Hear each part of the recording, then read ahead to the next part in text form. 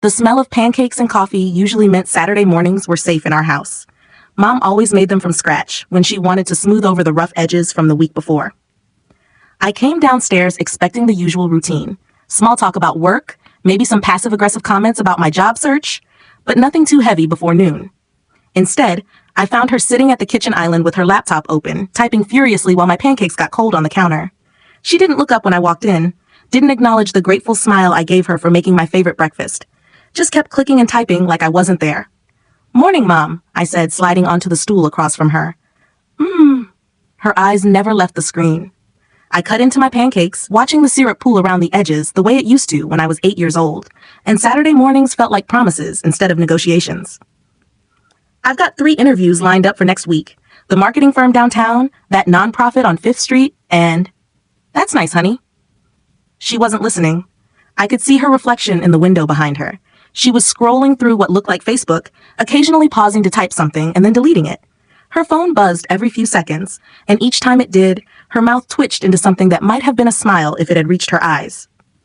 I finished eating in silence, rinsed my plate, and was heading back upstairs when she finally spoke. "Madison's coming over today with her camera equipment," she said, still not looking at me. "She's helping me with some content for my blog." Madison, my younger sister, the family influencer, who had turned every family gathering into a photo shoot and every conversation into potential content since she hit 10K followers on Instagram. At 25, she'd built her entire identity around being the relatable sister who shared authentic moments with her audience of mostly teenage girls and lonely middle-aged women. "Content about what?" I asked. Mom finally looked up, and for a second, something flickered across her face. Guilt, maybe, or excitement. It was hard to tell the difference anymore. Just some lifestyle stuff. You know, organizing tips, family dynamics, nothing you need to worry about. I nodded and headed upstairs, but something in her tone made my stomach clench. Mom had been different lately, more secretive, more distant. She'd started locking her bedroom door and taking phone calls in the garage. Dad said she was just stressed about the business, but I'd caught her whispering to Madison about opportunities and timing, enough times to know something was building. I spent the morning in my room, updating my resume and applying for jobs online. The walls were thin, and I could hear Mom moving around downstairs, rearranging furniture and testing different lighting setups. Madison arrived around noon with 2 ring lights, a tripod, and her boyfriend Kyle trailing behind her like a reluctant production assistant. "Where do you want to set up?" Madison's voice carried upstairs, bright and professional. "The living room first, then maybe the kitchen. I want to capture the whole disappointed mother aesthetic. You know?" My fingers paused over the keyboard. "Disappointed mother? Should we get Jason involved?" Kyle asked. My older brother, 29, who still lived in the converted garage behind the house despite having a decent job at a tech startup downtown. "Not yet," Mom said. "This is about setting boundaries. About tough love." I saved my work and crept to the top of the stairs, staying hidden behind the banister. I could see part of the living room from there. The coffee table had been cleared, the couch pillows fluffed and arranged just so, and Madison was adjusting the angle of her main light while Mom checked her appearance in the black screen of the TV. "Remember," Madison was coaching, "you want to come across as firm but caring. Like you're doing this because you love her, not because you're cruel." "I am doing this because I love her," Mom replied, but her voice had that practiced quality she used when she was trying to convince herself of something. "She's 27 years old, Emma. She needs to learn responsibility." Emma. They were talking about me. I sank down on the top step, my heart hammering against my ribs. Below, I could hear Madison testing sound levels and Mom rehearsing her opening lines. I never thought I'd have to do this, but sometimes parenting means making hard choices. I crawled backward to my room and closed the door quietly, my hands shaking as I pulled out my phone. I needed to call someone, my friend Chloe maybe, or my Aunt Sarah. Someone who could help me figure out what was happening and why my mother was about to put me on blast to her blog followers. But before I could dial, I heard footsteps on the stairs. Heavy ones. Dad's work boots. He knocked once and opened the door without waiting for an answer. "Emma, we need to talk." He looked uncomfortable, standing there in his weekend clothes with his hands shoved deep in his pockets. Behind him, I could see Jason hovering in the hallway, arms crossed, wearing the same expression he'd had when we were kids, and he was about to tell on me for something I didn't know I'd done wrong. "What's going on?" I asked, even though I was pretty sure I didn't want to know the answer. Dad cleared his throat. "Your mother and I have been talking, and we think it's time for you to find your own place." The words hit like cold water. "What?" "You're almost 30, Em. You need to be independent." "I've been looking for work," I told Mom this morning. "For 6 months," Jason interrupted from the doorway. You've been looking for 6 months while the rest of us pay for groceries and utilities and everything else. I've been helping with expenses when I can. The freelance work isn't enough, Dad said firmly. We're not doing you any favors by letting you coast. Coast. Like losing my job at the marketing agency when they downsized wasn't a legitimate setback. Like the 3 interviews I'd bombed because my anxiety was eating me alive wasn't evidence that I was trying.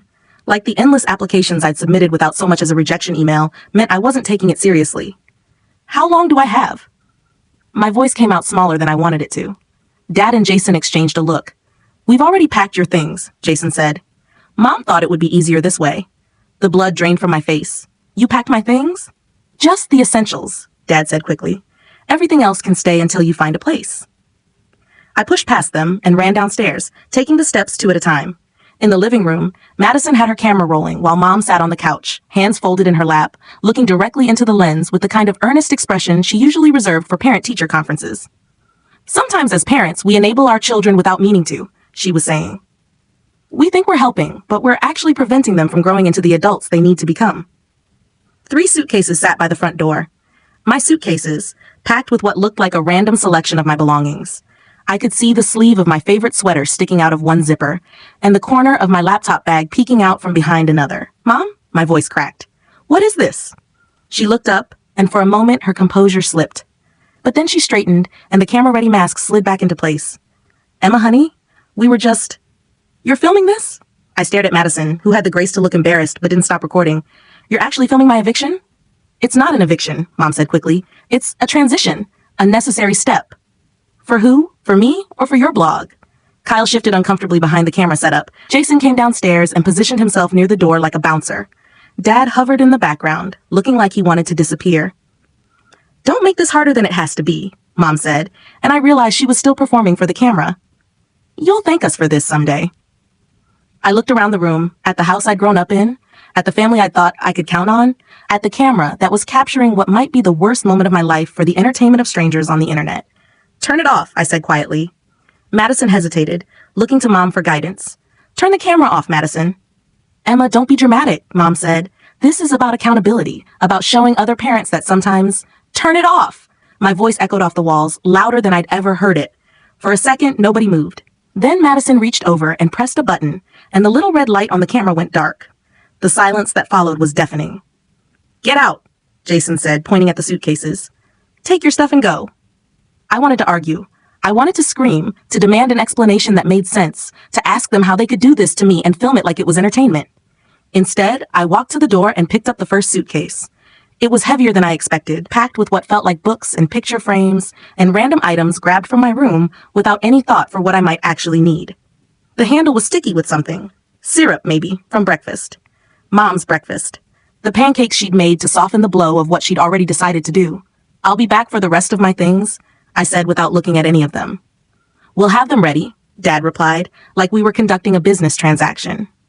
I loaded the suitcases into my car, a 10-year-old Honda that barely ran but was paid for and legally mine. As I backed out of the driveway, I could see them through the front window. Mom back on the couch, Madison adjusting her camera settings, Jason and Dad standing around like extras in a movie about someone else's life. I drove aimlessly for about an hour before pulling into the parking lot of a Walmart on the other side of town. I sat there with the engine running, scrolling through my contacts, trying to figure out who I could call.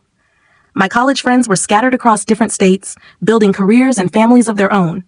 My work friends were really just work acquaintances who'd probably forgotten my name by now. Finally, I called Chloe. Emma? What's wrong? She picked up on the first ring, which was either lucky timing or evidence that I sounded as desperate as I felt. Would it be okay if I crashed on your couch for a few days? I know it's a huge ask, but of course, are you okay?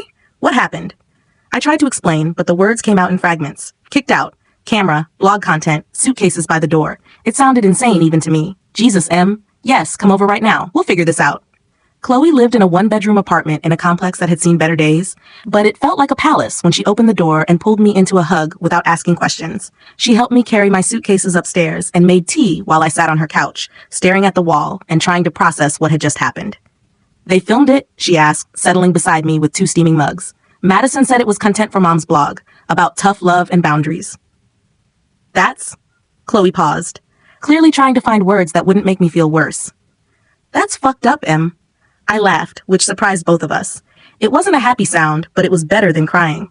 I keep thinking I must have missed something, I said. Like there were signs I should have seen, or conversations I should have had. But this morning everything seemed normal. Well, normal for us. How long were they planning this? I don't know. Weeks, maybe? Mom's been acting weird lately, but I thought she was just stressed about work. Chloe shook her head. Even if they wanted you to move out, doing it like this, making it into a show, that's not normal family behavior, Em. I stayed up late that night, lying on Chloe's couch and scrolling through social media. Mom had posted the video to her blog around dinner time, along with a lengthy caption about making hard choices and empowering our adult children. The comments were a mix of supportive messages from other parents and criticism from people who thought she'd been too harsh.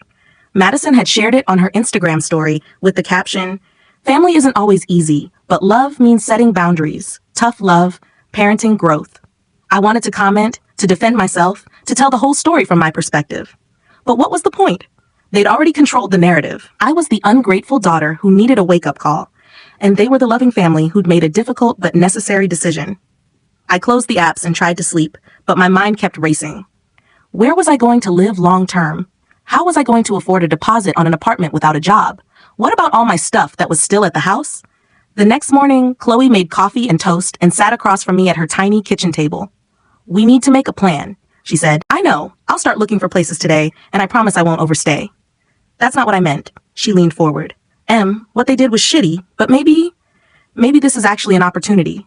I stared at her. "An opportunity? You've been stuck for months, depressed, anxious, not able to move forward. Sometimes life gives us a push when we need it most." "A push? Chloe? They literally filmed themselves kicking me out and posted it online." "I know, and that part is unforgivable.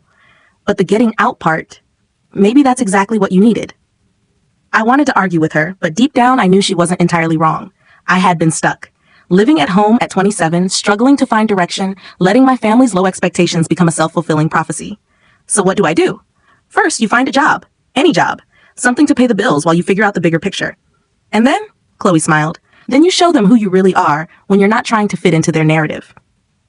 I spent the next 3 days on Chloe's couch, applying for everything. Retail positions, restaurant work, temp agencies, anything that would get me a steady paycheck. On Thursday, I got a call back from a small marketing firm that needed someone to handle their social media accounts on a contract basis. It wasn't glamorous, but it was in my field, and they were willing to let me work remotely. The same day, I found a studio apartment in a building near downtown. It was small and expensive, but the landlord was willing to work with me on the deposit, and I could move in the following week. When I called to arrange a time to get the rest of my belongings, Mom answered the phone. "Emma, honey, I'm so glad you called. I was hoping we could talk. I just need to schedule a time to pick up my stuff." "About that. We've been going through everything, and there's more than we realized. Maybe we could meet for coffee first, just to clear the air?" Something in her tone made me suspicious. "What do you mean? You've been going through everything?" "Just sorting, making sure we get you everything that's yours." "Mom, it's all mine. It's my room." "Well, yes, but some of it might be things we bought for you over the years, and..." "I'll be there Saturday morning at 10, I said. "Please have everything ready." I hung up before she could respond. Saturday morning, I showed up with Chloe and her boyfriend Marcus, who had a truck we could borrow. I'd expected to find my belongings neatly packed and waiting, but instead, the house looked like a tornado had hit it. Boxes were scattered across the living room, labeled with things like Emma's childhood and college stuff, maybe donate. My books were sorted into piles, my clothes were hanging on a makeshift rack in the hallway, and my desk had been completely dismantled. "What is all this?" I asked. Mom appeared from the kitchen, looking frazzled. "We wanted to be thorough. Make sure you got everything you needed for your new life." Madison was there too, sitting on the couch with her laptop open, occasionally glancing up from whatever she was working on to watch the proceedings. "Where's my desk?" I asked. "Oh, we thought you might not have room for it in the new place," Mom said. "But if you want it, we can." "Yes, I want my desk. I want all of it." "Emma, be reasonable," Jason said, emerging from the hallway. "You're moving into a studio apartment. You don't need all this stuff." I looked around at my entire life spread across their living room, sorted and judged and deemed either essential or disposable by people who had kicked me out 3 days earlier. "It's not your decision what I need," I said quietly. For the next 2 hours, we loaded box after box into Marcus's truck. Some of my things were missing. My good winter coat, a jewelry box from my grandmother, several books I knew I'd left on my shelf. When I asked about them, Mom claimed they must have been misplaced in all the sorting, but I caught Jason shifting uncomfortably near the hallway closet. "I think that's everything. Dad said finally, standing in the doorway with his arms crossed. I looked back at the house one more time, trying to memorize it the way it used to look before it became the setting for my public humiliation. Then I got in the truck and we drove away. It took most of the afternoon to get everything moved into my new apartment. The studio was even smaller than I'd remembered, and by the time we finished, I could barely see the floor for all the boxes. But it was mine. Every cramped square foot belonged to me and no one else. That evening, after Chloe and Marcus had gone home, I sat on my new bed, really just a mattress on the floor, and called my grandmother. Grandma Rose was my father's mother, 82 years old and sharp as a tack. She'd always been my favorite relative, the one who remembered my birthday without Facebook reminders, and who asked about my dreams instead of just my job prospects. "Emma, sweetheart," she said when she heard my voice. "I was wondering when you were going to call." "You heard? Your mother posted that video everywhere, honey. I saw it on Facebook, Instagram, even sent it to me in a text message like it was something to be proud of." I closed my eyes. "Grandma, I'm so sorry. I know it must be embarrassing to have your granddaughter." "Stop right there," she said firmly. "The only thing I'm embarrassed about is the way my son and daughter-in-law treated you." We talked for over an hour. She told me about her own struggles as a young woman, the time she'd had to start over, the family members who had doubted her, and the strength she'd found when she stopped trying to prove them wrong. "You know," she said near the end of our conversation, "your grandfather left you something. I've been meaning to give it to you, but the timing never seemed right." "He did? A letter and some other things. Legal documents. He was very specific about when you should receive them." "What kind of legal documents?" Grandma Rose was quiet for a moment. "I think you should come see me tomorrow, dear. We need to talk." The next day, I drove to Grandma Rose's house in Portland, a 2-hour trip that gave me plenty of time to wonder what my grandfather could have possibly left me. He died when I was 22, and I remembered him as a quiet man who worked in construction and told elaborate stories about fishing trips that may or may not have actually happened. Grandma Rose lived in the same house she'd shared with him for 40 years, a small brick ranch with a garden that she tended obsessively, and a porch where she still sat every evening to watch the neighborhood kids play. She was waiting for me with tea and cookies, the same ritual we'd had since I was small enough to need a booster seat at her kitchen table. "Your grandfather was a smart man," she said, settling across from me with a manila envelope in her hands. "Smarter than he let on. He saw things coming long before the rest of us did." She handed me the envelope. My name was written across the front in his careful handwriting. "He gave this to me about a year before he passed," Grandma Rose continued. "Said I should give it to you if your parents ever, well, if they ever forgot how to be your parents." My hands were shaking as I opened the envelope.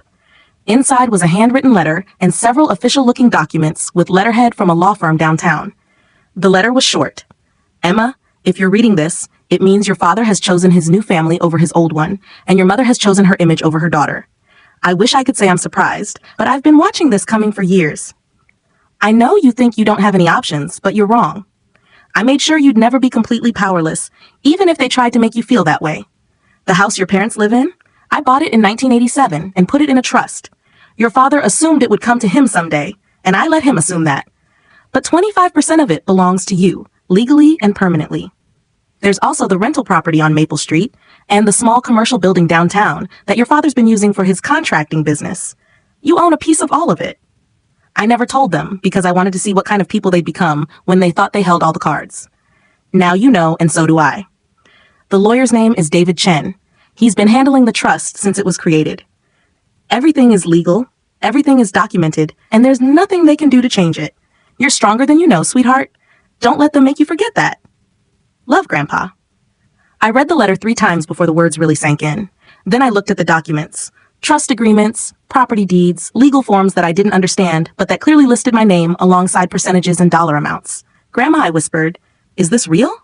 She smiled. "Your grandfather was many things, but he was never a liar." According to the paperwork, I own 25% of the family home, 30% of a duplex on Maple Street that I didn't even know existed, and 15% of the commercial building where Dad ran his contracting business. "They don't know?" I asked. "They have no idea. Your grandfather set it up so that everything would appear to be in your father's name until you turned 25 or until until something like this happened." I was 27. The trust had been waiting for me for 2 years. What does this mean exactly? Grandma Rose reached across the table and squeezed my hand. "It means you're not as powerless as they want you to believe." The next morning, I called David Chen's office. His secretary scheduled me for an appointment that afternoon, and I spent the intervening hours researching property law and trust agreements online, trying to understand what I was walking into. David Chen was younger than I'd expected, maybe in his early 40s, with kind eyes and the sort of patient demeanor that probably served him well when dealing with family disputes. His office was small but professional, located in a converted house near the university. "I've been wondering when I'd hear from you," he said after I introduced myself.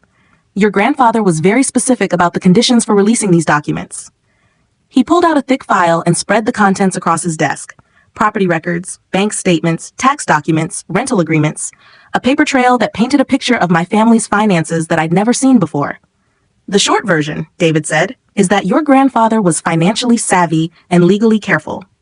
He bought the properties in the 1980s and 90s when prices were low, and he structured the ownership through a trust that would protect his investments while ensuring that his heirs, specifically you, would always have a stake in the family assets." "But my parents don't know I'm listed on any of this." "The trust was designed to be invisible to them unless certain conditions were met. Your 25th birthday was one trigger.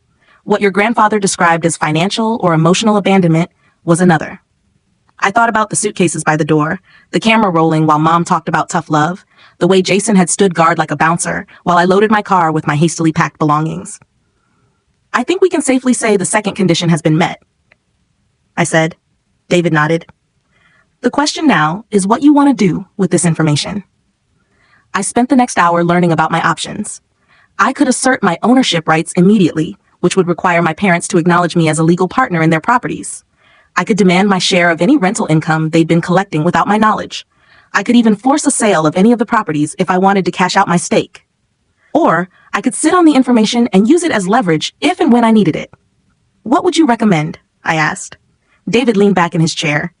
"That depends on what you want to achieve.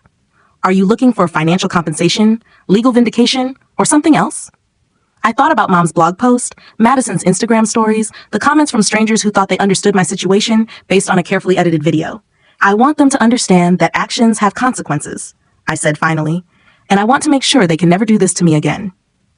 "In that case," David said, "I think we should start with a letter." The letter went out the next day, sent by certified mail to both my parents' address and to my father's business. It was brief and professional, informing them that I was asserting my ownership rights under the terms of a trust established by my grandfather, and that all future decisions regarding the properties would require my consent. David also sent a copy to their family lawyer, the same man who'd handled my grandfather's will, and who, it turned out, had been quietly managing the trust paperwork for years without my parents' knowledge. I didn't hear anything for 3 days. Then Dad called. "Emma, we need to talk." His voice was strained in a way I'd never heard before. Gone was the confident authority he'd used when he told me to pack my things and get out. This was the voice of someone who just realized they didn't hold as many cards as they thought. "All communication needs to go through my lawyer," I said, exactly as David had coached me. "Emma, please. This is family business." "Is it? Because 3 weeks ago you told me I wasn't your daughter anymore." He was quiet for a long moment. "We need to sit down and work this out." "Then call David Chen. His number was on the letter." I hung up before he could respond. The next few days were a flurry of legal communication. David fielded calls from their lawyer, who seemed as surprised by the trust documents as my parents were. Mom sent a series of increasingly frantic texts that I forwarded to David without reading in full. Madison tried calling twice, which I ignored. Jason showed up at my apartment. I saw him through the peephole, pacing back and forth in the hallway like he was trying to work up the nerve to knock. When he finally did, I opened the door but kept the chain lock engaged. "We need to talk," he said. "No, we don't." "Emma, this is insane. You can't blow up the family over hurt feelings." "Hurt feelings?" I stared at him through the gap in the door. "Is that what you think this is about? Look, maybe we could have handled things better, but you filmed me getting kicked out and posted it online for entertainment. That was Madison and Mom. I didn't have anything to do with. You stood there and watched. You helped pack my things. You told me to get out." He ran his hands through his hair, a gesture I recognized from our childhood fights. "Okay, yes, but we were trying to help you. You were stuck, Em. You weren't moving forward. And now? Now you're being vindictive." I almost laughed. "I'm being vindictive? Jason, I'm asserting legal rights that I've had for 2 years. Rights that Grandpa made sure I'd have because he knew this day would come." "He knew? He saw exactly who you all really were, and he protected me from it." Jason's face went through several expressions: confusion, realization, and finally something that looked like fear. "What do you want?" he asked quietly. "I want you to leave my building and not come back." "Emma, I want you to stop calling, stop texting, and stop showing up at my home uninvited. We're family. Are we? Because family doesn't usually evict each other for social media content. I closed the door and listened to him pace the hallway for another 10 minutes before finally leaving. The formal meeting happened the following week in David's office. My parents arrived with their lawyer, a tired-looking man in his 60s who kept glancing at the trust documents like they might spontaneously combust. Mom looked like she hadn't slept in days. Her usual careful styling was gone, replaced by a ponytail and minimal makeup that made her look older and somehow smaller. Dad sat rigidly in his chair, jaw clenched, clearly furious but trying to control it. Madison wasn't there, but Jason sat in the corner looking like he'd rather be anywhere else. Let's start with the facts, David said, spreading the property documents across the conference table. Emma owns 25% of the family residence, 30% of the duplex on Maple Street, and 15% of the commercial building that houses your contracting business, Mr. Williams. Dad's lawyer nodded reluctantly. The documents appear to be in order. More importantly, David continued, there's been rental income from the duplex for the past 3 years that Emma wasn't informed about, and business income from the commercial building that should have been shared according to her ownership percentage. We didn't know, Mom said quickly. We had no idea she was listed on any of this. Ignorance doesn't negate legal obligation, David replied smoothly. The question is how we move forward. For the next 2 hours, we negotiated. My parents wanted me to sign away my ownership rights in exchange for a lump sum payment, essentially buying me out of what they saw as an inconvenient complication. I declined. They offered to let me move back home and forget the whole thing. I declined that too. Finally, we reached an agreement. They would pay me the rental income I was owed from the past 3 years, plus my share of the business profits. In exchange, I would allow them to continue living in the family home and running the business, but any major decisions about the properties would require my approval. It wasn't everything I could have demanded, but it was enough to establish that I wasn't the powerless daughter they tried to make me believe I was. As we were signing the paperwork, Mom leaned over to me. I hope you're satisfied, she whispered. You've gotten your revenge. I looked at her. Really looked at her, for the first time in weeks. She seemed genuinely confused, like she couldn't understand how we'd gotten from pancakes and coffee to lawyers and legal documents. This isn't revenge, I said quietly. This is just what happens when the story you tell about someone stops being the only story that matters. The settlement check cleared the following Monday. It wasn't enough to retire on, but it was enough to cover my rent for the next year and buy some furniture that wasn't secondhand. More importantly, it was proof that I had value beyond what my family had decided I was worth. I used some of the money to take Chloe and Marcus out for a nice dinner, thanking them for helping me through the worst of it. I bought Grandma Rose a new garden trellis and spent an afternoon helping her plant climbing roses. I also hired a financial advisor and started learning about investment strategies and property management, things I'd never thought I'd need to understand. Turns out I had a head for numbers when I wasn't being told I was bad with money. The job at the marketing firm turned into a full-time position. My boss was impressed with the social media campaigns I developed, and she started giving me more complex projects with bigger clients. For the first time in months, I felt like I was building something instead of just surviving. Mom deleted the blog post about my eviction, though screenshots of it continued circulating on social media for weeks afterward. Madison made a tearful Instagram video about family drama and learning from mistakes, but she never actually apologized, just spoke vaguely about situations and misunderstandings, while her followers speculated in the comments about what had really happened. Jason texted me a few times, awkward messages about missing me and hoping we could work things out. I didn't respond. Dad sent a single email 3 weeks after our lawyer meeting. I hope you're happy now. I wasn't sure if he meant happy with the settlement or happy with the distance between us, but either way, the answer was yes. The hardest part was the quiet. For 27 years, my life had been shaped by their noise, their opinions, their expectations, their drama. Learning to trust my own voice after all that time was like learning to walk again. But I was learning. In the mornings, I drank coffee in my studio apartment and planned my day without having to negotiate with anyone. In the evenings, I came home to a space that was entirely mine, where no one was filming content or performing relationships for an audience. I started dating someone I met through work, a graphic designer named Marcus, who had never heard of my family's social media presence and didn't care when I eventually told him the whole story.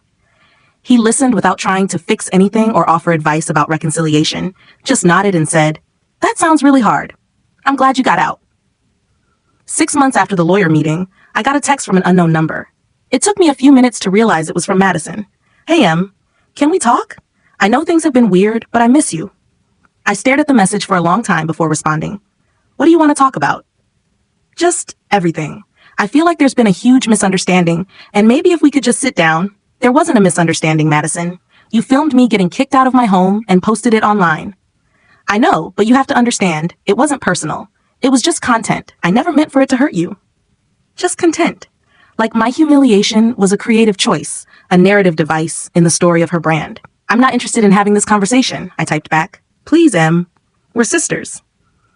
I looked around my apartment, at the desk I'd bought with my settlement money, the bookshelf I'd assembled myself, the photos on the wall that showed my life as it actually was instead of how it looked through a camera lens.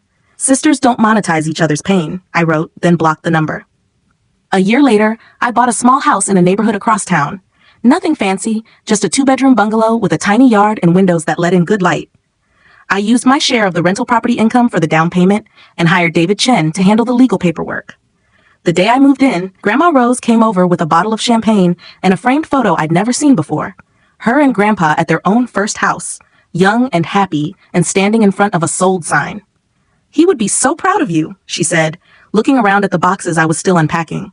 You know, he always said you were the strongest one in the family. He just worried that you didn't know it yet. I'm starting to figure it out, I said. We sat on my new porch that evening, drinking champagne out of coffee mugs because I hadn't unpacked the wine glasses yet, watching the sun set over a neighborhood that knew nothing about my history. It felt like the first day of a life I'd chosen for myself, instead of one that had been chosen for me. 2 weeks later, I was painting the kitchen when my phone rang. I'd been getting fewer calls from unknown numbers lately. Most of my family had given up trying to reach me directly. But this one was persistent, ringing 3 times before going to voicemail. When I listened to the message, it was Mom's voice, but smaller somehow, tired. Emma, it's me. I know you probably don't want to hear from me, but we need to talk. It's about the house. There's been a situation, and the lawyer says, we need your signature on some papers. Could you please call me back? I didn't call back, but I did text David Chen. He called me an hour later. Your parents are trying to refinance the house, he explained. Apparently, they've been having some financial difficulties, and they need to access the equity. But because you're listed as an owner, they need your consent for any major financial changes. What kind of financial difficulties? I'm not privy to all the details, but from what their lawyer told me, your father's business has been struggling, lost a few major contracts, and your mother's blog isn't generating the income it used to. I thought about that for a moment. Mom's blog had been her pride and joy, her proof that she was more than just a suburban housewife. After the video of my eviction went viral in all the wrong ways, she tried to rebrand herself as a tough love parenting expert, but the backlash from people who thought she'd gone too far had damaged her credibility. What are my options? I asked. You can consent to the refinancing or you can refuse. If you refuse, they'll either have to find another way to address their financial problems or they might have to sell the house and split the proceeds according to the ownership percentages. The house where I'd grown up, where I'd spent countless hours in my room dreaming about the life I'd have someday, where I'd eaten my last breakfast as a member of that family while Mom planned my public humiliation. I need to think about it, I said. That night, I called Grandma Rose. They're asking for my help, I told her after explaining the situation. After everything they did, they need me to sign papers so they can keep their house. What does your heart tell you to do? I was quiet for a long time, watching the rain streak down my kitchen window. I don't know. Part of me wants to help them because I don't want to be the kind of person who kicks people when they're down. But another part of me thinks, why should I save them from consequences they brought on themselves? There's no right answer, sweetheart. But whatever you decide, make sure it's something you can live with. I spent the weekend thinking about it. I drove past the old neighborhood, parked across from the house where I used to live, and tried to imagine what it would feel like to force them to sell it. Would it feel like justice or just like revenge? On Monday morning, I called David Chen. I'll agree to the refinancing, I said, but I want something in return. What did you have in mind? A formal, written apology, not a legal document, just an acknowledgement of what they did and how it affected me. And I want them to understand that this is the last favor I'll ever do for them. David was quiet for a moment. Are you sure that's all you want? You have significant leverage here. I'm sure. The apology arrived a week later, delivered by courier in a manila envelope with no return address. 3 letters, one from each of my parents and one from Jason. Madison, apparently, had declined to participate. Mom's letter was the longest, full of explanations about stress and financial pressure and how the blog had gotten out of hand. She wrote about missing me and wanting to rebuild our relationship, but she also kept referring to the eviction video as a mistake in judgment, rather than a deliberate choice to humiliate me for content. Dad's letter was shorter and more direct. He acknowledged that he'd handled things poorly and said he regretted the way I'd been treated. But even his apology felt conditional, like he was sorry about the outcome more than the actions. Jason's letter surprised me the most. He wrote about feeling caught between loyalty to his parents and knowing that what they'd done was wrong. He admitted that he'd been jealous of the attention I got from Grandpa, and that he'd convinced himself I deserved what happened because it meant he wouldn't have to confront his own failures. None of the letters said exactly what I wanted to hear, that they understood how much they'd hurt me, that they took full responsibility without qualifications or excuses. But they were something. A recognition that I was real, that my feelings mattered, that their actions had consequences beyond what they'd intended. I filed the letters away in a folder with all the other legal documents from the past year. Not because I planned to frame them or refer to them often, but because they marked the end of something. The end of waiting for them to see me clearly, to value me properly, to become the family I'd always hoped they could be. 2 years later, I got engaged to Marcus. We planned a small wedding. Grandma Rose, Chloe and her boyfriend, a few friends from work, and Marcus's family, who had welcomed me with the kind of warmth I'd forgotten families could offer. Mom found out about the engagement through Facebook. Marcus had posted a photo of us with the ring and called me for the first time since the refinancing papers were signed. "Emma," she said when I answered, her voice bright with artificial cheer.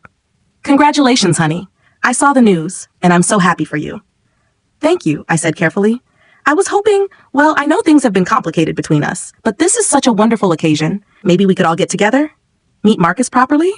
I could throw you an engagement party." "Mom, no. But Emma, this is a family milestone. People will expect what?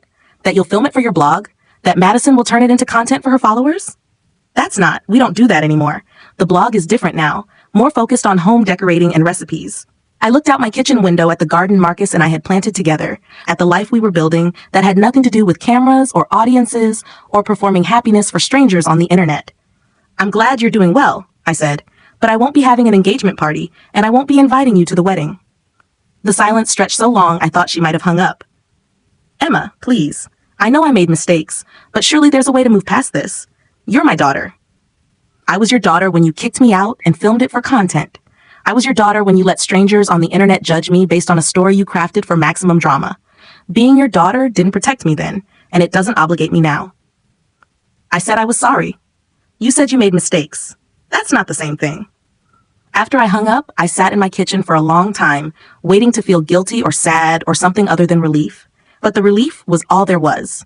Relief that I didn't have to manage their emotions about my boundaries. Relief that I didn't have to perform forgiveness I didn't feel. Relief that my wedding would be about love instead of content. The wedding was perfect in all the ways that mattered. Small, intimate, genuine. Grandma Rose cried during the ceremony and gave a toast about how proud Grandpa would have been. Marcus's parents treated me like a daughter they'd been waiting to meet their whole lives. Chloe was my maid of honor and promised in her speech to always have a couch available if I needed it, which made everyone laugh and made me cry. There were no cameras except for the photographer we hired, no live stream for followers, no staged moments designed to go viral. Just a celebration of something real and private and entirely ours. 6 months after the wedding, I got a text from Jason. "Saw your wedding photos on Chloe's Instagram. You looked beautiful. I hope you're happy." I showed the text to Marcus, who was making dinner in our kitchen, in our house, in the life we built together. "Are you going to respond?" he asked. I thought about it for a moment, then deleted the message without replying. "I am happy," I said. "That's enough." 3 years later, David Chen called with news I'd been half expecting for months. "Your parents want to sell the house," he said. "The market's good right now, and they're looking to downsize. They'll need your signature, of course, but they're prepared to split the proceeds according to the ownership percentages." "How much?" I asked. He named a figure that made me sit down. The house I'd grown up in, the house I'd been kicked out of for social media content, was now worth enough that my 25% share would pay off my mortgage and leave me with a significant nest egg. "There's one more thing," David added. "They want to know if you'd be interested in buying them out instead, keeping the house yourself." I thought about it for exactly 10 seconds. "No," I said. "Let's sell." The closing was handled entirely through lawyers. I didn't see my parents, didn't have to sit across a table from them, and pretend we were family conducting normal business. David handled everything, and the check arrived by certified mail on a Tuesday afternoon. That evening, Marcus and I sat on our porch with a bottle of wine, watching the neighbors walk their dogs and talking about what we might do with the unexpected windfall. Travel? Maybe. Start a college fund for the kids we hope to have someday. Invest in Marcus's plan to start his own design firm. Do you ever regret it? He asked eventually. Cutting them off completely? I thought about the question seriously, the way I always did when he asked about my family. Marcus had grown up in a house where conflicts were resolved with conversation and compromise, where love was assumed rather than earned through performance. He couldn't quite understand how things had gotten so broken that they couldn't be fixed. I regret that it was necessary, I said finally. I regret that they chose content over connection, image over authenticity, but I don't regret protecting myself from people who saw my pain as entertainment. He nodded and squeezed my hand, the way he did when he was trying to understand something outside his experience. I think your grandfather would be proud of you, he said. I think so too. That night I wrote a letter of my own, not to my parents or siblings, but to Grandpa, even though he'd been gone for years. I wrote about the house sale, about the life I built with Marcus, about Grandma Rose's garden, and the way she still talked about him like he might walk through the door any minute. I wrote about learning to trust my own worth instead of looking for it in other people's approval.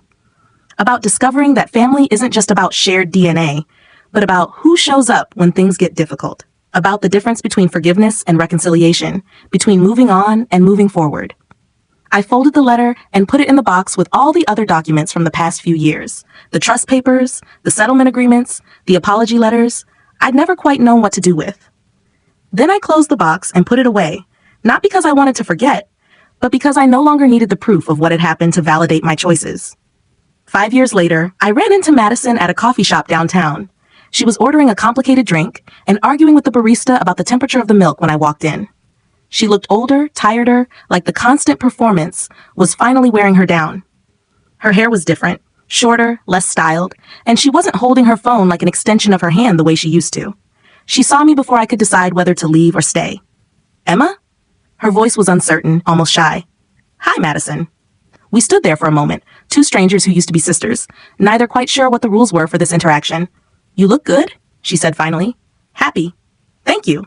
I wanted to apologize for the video, for everything. I know it's probably too late, but I needed to say it. I studied her face, looking for signs of performance, for the calculated sincerity she'd perfected for her online audience. But she just looked tired and genuine and maybe a little broken. Okay, I said. I don't do the family content anymore, she continued. Actually, I don't do much content at all. Turns out people get tired of influencers pretty quickly when they realize the influence isn't worth much. I'm sorry to hear you're struggling. She laughed, but it didn't sound happy. Are you though? Really? I thought about it honestly. I'm sorry that you built your identity around something so unstable, but I'm not sorry that there were consequences for treating people's lives like entertainment. She nodded like she'd expected that answer. Fair enough. We stood there for another moment, and I could see her working up to something else, some bigger conversation or reconciliation attempt. I have to go, I said before she could start. Take care, Madison. Emma, wait. But I was already walking away, back to my car, back to my real life with people who loved me without cameras rolling. That evening, I told Marcus about the encounter while we cooked dinner together in our kitchen. How do you feel? He asked, the way he always did when something from my past surfaced unexpectedly. Sad, I said after thinking about it. Not for me, but for who she could have been if she'd learned to value real connection over viral moments. Do you think she has? Maybe, but it's not my job to find out. 6 years after the eviction video, 7 years after I moved out of my parents' house, Grandma Rose died peacefully in her sleep. She was 88 years old and had spent the last decade of her life traveling, gardening, and spoiling the great-grandchildren of her friends since her own family had fractured too completely for traditional gatherings. I spoke at her funeral, a small service attended by her church friends, her neighbors, a few relatives I barely knew. Mom, Dad, Jason, and Madison sat in the back row, but they didn't approach me afterward. We maintained the same careful distance we'd kept for years, acknowledging each other's presence without pretending we were anything more than strangers who shared DNA and complicated history. In her will, Grandma Rose left me her house and most of her savings. There was a note attached to the bequest, for Emma, who learned to bloom where she planted herself. I kept the house for a year, spending weekends there going through her things and maintaining the garden she'd loved so much. Marcus and I talked about moving there, about starting over in a place with good memories instead of complicated ones. But in the end, we decided to sell it. We were happy in our own house, in the life we'd built from scratch. Grandma Rose's house belonged to her story, not ours. I used the money to start a scholarship fund for young adults aging out of foster care. Kids who, like me, had learned to build families from friendship and chosen connections rather than birth obligations. The fund was small at first, just enough to help a few kids with college expenses or job training. But it grew over the years, and eventually became something I was proud to have my name on. At the Scholarship Fund's 5th anniversary celebration, a young woman named Sarah gave a speech about how the program had helped her transition from foster care to college to her first job at a nonprofit organization. "I used to think family was something that happened to you," she said, looking out at the crowd of donors and recipients and support staff. "But I learned that the best families are the ones you choose, the ones who see your worth when you can't see it yourself." Sitting in the audience with Marcus, watching Sarah speak about building a life from scratch with the help of people who believed in her potential, I thought about Grandpa and his trust fund, about Grandma Rose and her unconditional support, about all the ways love can show up when you least expect it and most need it. After the event, Marcus and I walked to our car through the downtown streets I'd driven through 7 years earlier with everything I owned packed in 3 suitcases. No plan beyond survival. "Any regrets?" he asked, the same question he'd asked me periodically over the years. I looked back at the community center where Sarah and the other scholarship recipients were still celebrating, where people who had never met me were investing in futures they might never see realized, where Chosen Family was creating opportunities for more chosen family. "Just one," I said. "What's that?" I wish Grandpa could have seen this. I think he would have liked knowing that his trust fund became something bigger than just protecting me from them. Marcus squeezed my hand. I think he did know. I think that's exactly what he was hoping for when he set it all up. We drove home through neighborhoods I'd learned to call mine, past the coffee shop where I'd worked when I first moved out, past Chloe's old apartment where I'd spent those first terrifying nights on her couch, past the first house I'd rented, and the second and the third, until we reached the one we'd bought together, and filled with furniture we'd chosen, and memories we'd made, and a future we were building, one decision at a time. That night, I pulled out the box of legal documents one more time. All the papers that marked the legal end of my relationship with my birth family. The trust agreements, the settlement papers, the property sale documents. At the bottom of the pile was Grandpa's original letter, the one that had started everything. I read it again, his words about strength and power and not letting people make me forget my worth. Then I added one more document to the collection, the Scholarship Fund Incorporation papers, with my name listed as founder and primary benefactor. It felt like the right way to end the story. Not with revenge or reconciliation, but with transformation, with taking the pain they'd caused and turning it into something that might prevent other young adults from feeling as powerless as I once had. I closed the box and put it back on the shelf, not because I was done with the past, but because I finally understood that the past was done with me. I was no longer the girl who got kicked out and filmed for content. I was the woman who had built something meaningful from the ashes of that humiliation. And that, I thought, was a story worth telling.